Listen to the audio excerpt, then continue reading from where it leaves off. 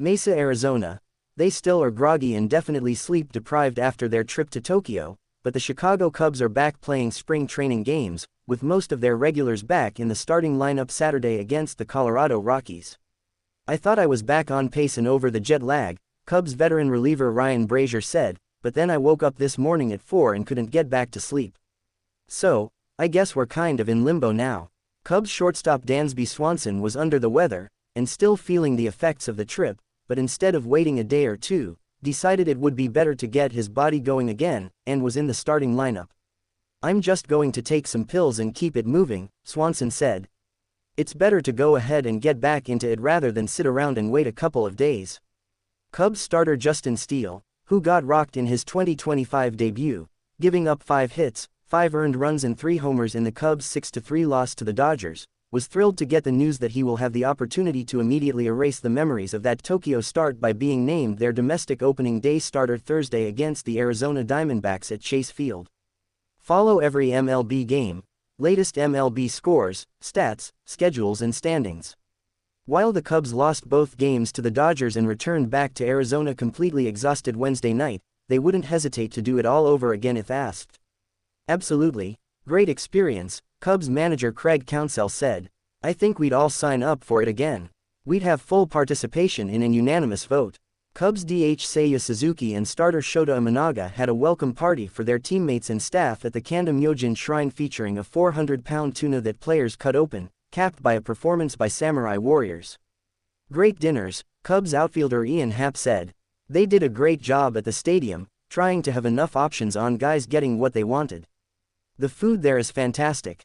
Perhaps the strangest aspect," the Cubs acknowledged, being the home team for the 2-game series with perhaps 80% of the crowd at the Tokyo Dome cheering for Shohei Ohtani and the Dodgers. They certainly were aware of Ohtani's popularity before they left for the trip, but still, were blown away how huge he is in Japan. "He's everywhere over there," Steele said, "in the gas stations, in the mall and stuff. You can see him everywhere. It's a big deal. It's crazy," said Swanson. "I kind of assumed that he would be everywhere, and he is everywhere. He's like our Michael Jordan, I guess, in a way. Just the craze and the popularity around him. Just the desire to want to get a glimpse of him. Just the whole thing. It's pretty cool. When a guy is making $100 million a year simply from Japanese endorsements, you get the idea. It's pretty incredible how much he's on the advertisements," Happ said.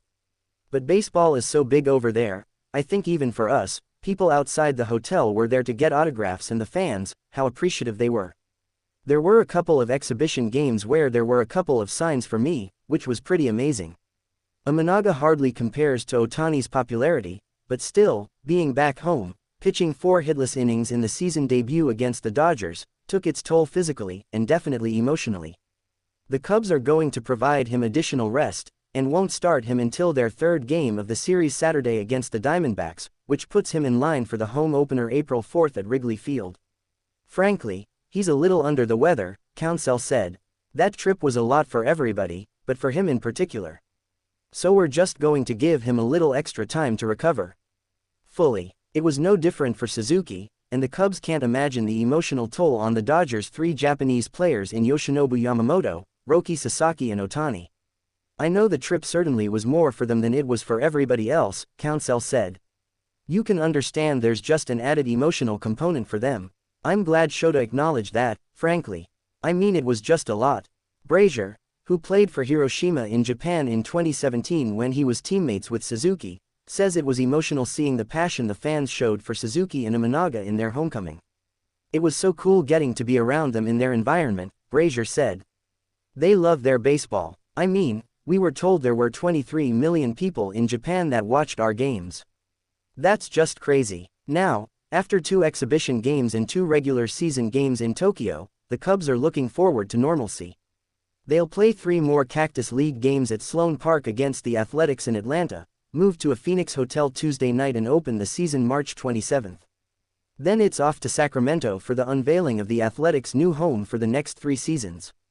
They'll finally return home to Chicago for their home opener April 4 against the San Diego Padres.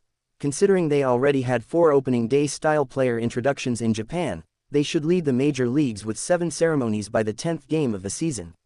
"We're the team of openers this year," Happ said. But at least there will be no confusion who's the home team and road team, with the Cubs probably having more fans cheering for them in Phoenix and Sacramento than they did in Tokyo as the home team. I definitely wouldn't call them home games, that's for sure, said Cubs third baseman Matt Shaw, who made his major league debut in Japan. Everything was different. It was like an entertainment event with smoke and drums and everyone coming out on the field, which was cool. But it'll be nice to get back into baseball routines, focusing on, the game. Once the Cubs clear their heads and get over jet lag, they'll just have to remind themselves that they are back to playing exhibition games before games count again. I think it's definitely an interesting challenge, Happ said, going from playing real games that matter and then coming back and playing some spring training games.